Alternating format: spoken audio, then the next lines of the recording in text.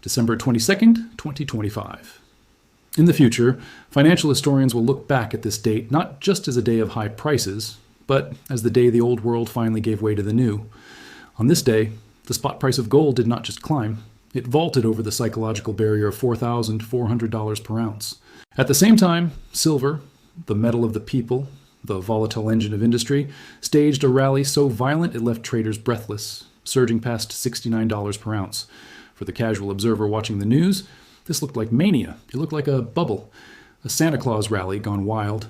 But for those who know history, this was not a surprise. It was a mathematical inevitability. We are witnessing the Great Precious Metals Realignment. The world has spent 50 years living on a diet of paper money, debt, and promises. We were told that gold was a pet rock. We were told that silver was a relic of the past. But when the U.S. Navy moved to blockade Venezuela in late 2025, and when the Federal Reserve finally capitulated on interest rates, the illusion of paper stability evaporated. The market realized a terrifying truth. You cannot print gold. You cannot print silver. And in a world of war, debt, and digital fragility, the only assets that matter are the ones that have no counterparty risk. Welcome to the Financial Coin Historian. Today, we are going to deconstruct the perfect storm of 2025. We will analyze the U.S. Geological Survey's quiet decision that changed the destiny of silver forever. We will expose the central banks that are hoarding bullion while telling you to save in dollars. And we will travel back to 1980 to understand why this rally is structurally different from the Hunt brothers' squeeze. This is the story of the return to value. Markets are like dry forests. The fuel builds up for decades, debt, inflation, mismanagement, but it takes a single spark to start the fire. In December 2025, that spark came from the Caribbean Sea, the blockade. Throughout late 2025, geopolitical tensions had been simmering. But on the weekend preceding the record highs, the United States administration made a move that shattered the calm. To enforce energy sanctions, the U.S. Navy intensified a blockade against Venezuelan oil tankers. Reports surfaced of U.S. Coast Guard vessels pursuing tankers. Rumors of seizures flooded the terminals. This wasn't just diplomatic posturing. It was a kinetic threat to the global energy supply. The geopolitical risk premium. Why did this send gold to $4,400? Because war is inflationary, conflict disrupts supply chains, and most importantly, it weaponizes the dollar system. When the U.S. uses its military to enforce financial sanctions, every other nation in the world gets scared. They ask themselves, if I am next, is my money safe in U.S. bonds? The answer is no. So, capital fled. It fled from bonds, it fled from fiat currencies, and it rushed into the only asset that requires no permission to own, gold. This geopolitical anxiety sent shockwaves through institutional desks at JP Morgan and Goldman Sachs. It wasn't retail investors buying coins. It was sovereign nations and massive hedge funds buying insurance against World War III. While the Navy moved on the water, the real war was being lost in Washington, D.C. For years, the Federal Reserve had promised to fight inflation. They raised rates. They talked tough. But in 2025, the narrative cracked. The capitulation. The U.S. unemployment rate began to climb, hitting 4.6%. The labor market was softening. The debt burden on the U.S. government, now over $36 trillion, had become unpayable at high interest rates. So the Fed blinked. By December 2025, the central bank had already delivered 3 interest rate cuts. The market began pricing in 2 more for early 2026. This is the Fed pivot. Real rates and opportunity. Cost here is the economics. Gold yields nothing. You cannot earn interest on a gold bar. So, when interest rates are high, investors prefer bonds. But when the Fed cuts rates while inflation remains sticky, the real interest rate, the rate minus inflation, drops. It turns negative. When real rates are negative, there's no opportunity cost to holding gold. In fact, holding cash becomes a penalty. The Fed flooded the system with liquidity to save the labor market, but in doing so, they debased the dollar. The dollar index slumped 9% in 2025. A weaker dollar acts like a springboard for gold. It makes the metal cheaper for foreign buyers in China and India, creating a feedback loop of buying pressure that drove prices vertical. Gold grabs the headlines. It is the king. But the real story of 2025, the story that will define the next decade, is silver. While gold is money, silver is something else. It is strategic. And in November 2025, the United States government finally admitted it. The USGS designation. On November 7, 2025, the U.S. Geological Survey released its final 2025 list of critical minerals. For the first time in history, silver was added to this list. This is not just a label. A critical mineral is defined as a material essential to the economic or national security of the United States, which has a supply chain vulnerable to disruption. By adding silver to this list, the government admitted two things. One, we need silver to build the future. Two, we are running out of it. The green energy vacuum. Why is silver critical? Because it is the most conductive metal on Earth. You cannot build the green energy transition without it. In 2025, the solar industry completed a massive shift to a new technology called TOPCon cells. These high-efficiency solar cells require 50% more silver than the older technology. At the same time, the artificial intelligence boom requires massive data centers. These centers need high-speed connectors and thermal management systems. Silver is the only metal that can handle the load.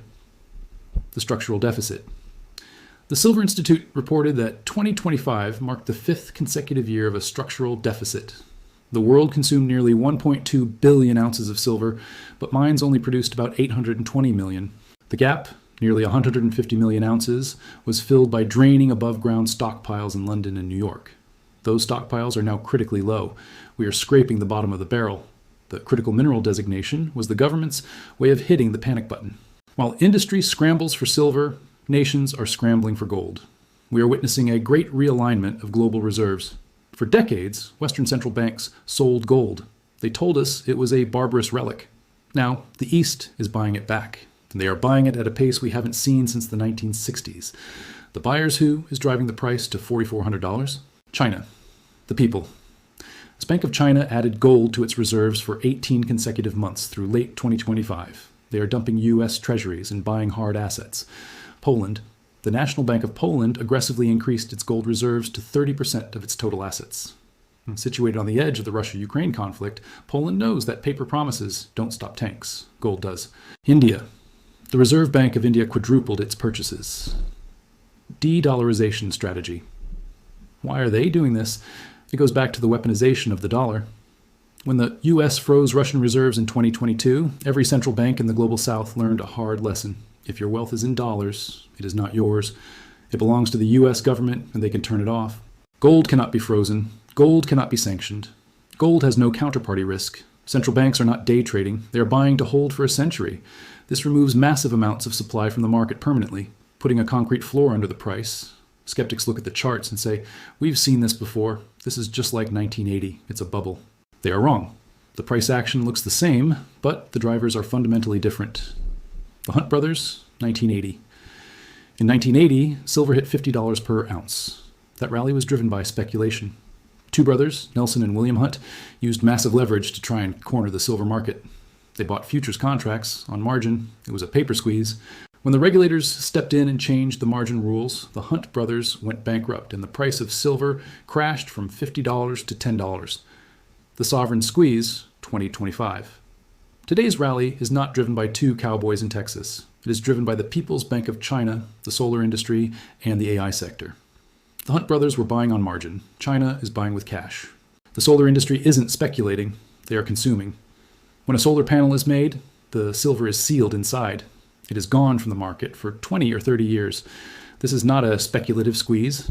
This is a physical squeeze. The industrial vacuum is sucking the market dry. The buyers today are not betting on the price. They are fighting for survival. The tension between the physical metal and the paper price finally snapped in late November 2025.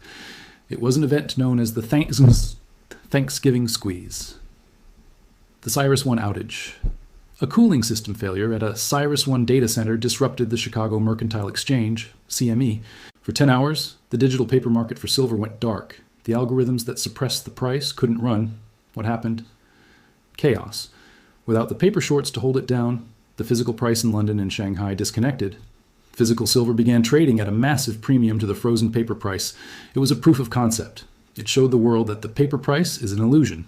The real price of silver, the price to actually get metal in your hand, is much higher. This event woke up retail investors. It proved that in a digital crisis, he who holds the gold makes the rules. We are told inflation is cooling. We are told the crisis is over. But gold at $4,400 is screaming that the market does not believe the government's numbers. The Cantillon effect. We have discussed the Cantillon effect before. When new money is printed, it flows to the elites first. By the time it reaches you, it is just inflation. The run-up in gold and silver is the ultimate expression of this. The smart money, the central banks, the hedge funds, received the liquidity from the Fed or S rate cuts and immediately traded it for hard assets. They are front-running the devaluation of the currency. The 2020s are rhyming with the 1970s. We had a supply shock, COVID oil. Then we had a spending boom. Now we have the sticky inflation that refuses to die. Gold is not just an investment, it is a report card on the Federal Reserve. And the grade is F. So is it too late? Is the top in? Wall Street doesn't think so. The forecasts for 2026 have been rewritten. The projections Goldman Sachs now sees gold hitting $4,900 by December 2026. For 50 years, we lived in a financial dream world, a world where money could be printed without consequence, where debt could expand forever, where paper was more valuable than metal. December 2025 was the wake-up call. The Great Realignment is simply the world returning to the historical mean. For 5,000 years, gold and silver were money. For 50 years, they weren't. History is snapping back. The price of gold hitting $4,400 is not about the metal changing. Gold is the same as it was in Roman times. It is the dollar that is changing. It is the dollar that is fading. You have a choice. You can trust the paper in your wallet, backed by debt and promises.